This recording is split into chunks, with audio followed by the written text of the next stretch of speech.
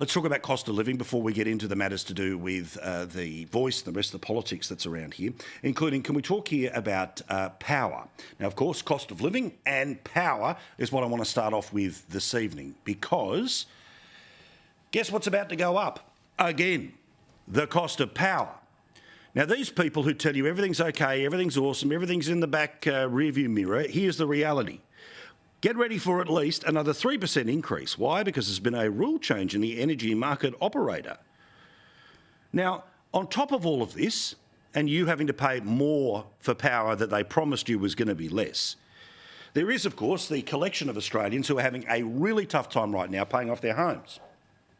Now, I know this ain't as sexy as a vote which is coming up in a few weeks' time, but you want to talk about what truly worries millions of people around the country?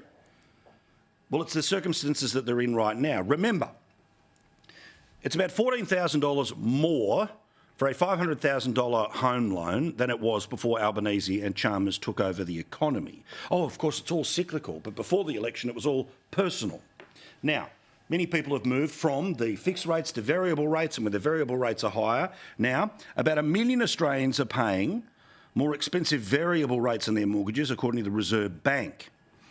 This compares with 520,000 loans, which are expected to roll into the higher interest rates in the second half of this year. Another 450,000 loans expected next year.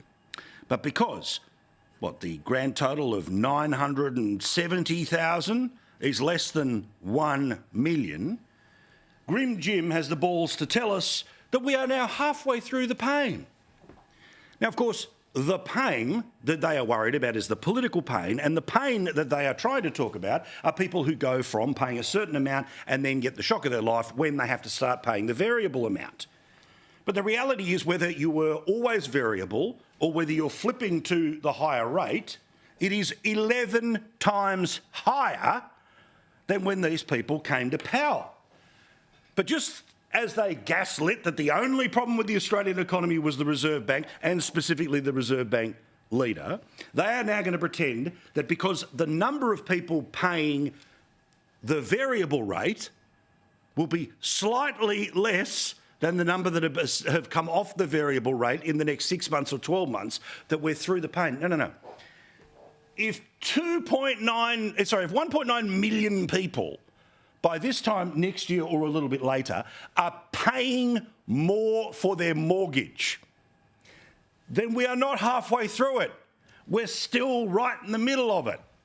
But watch the games that they oh so love to play.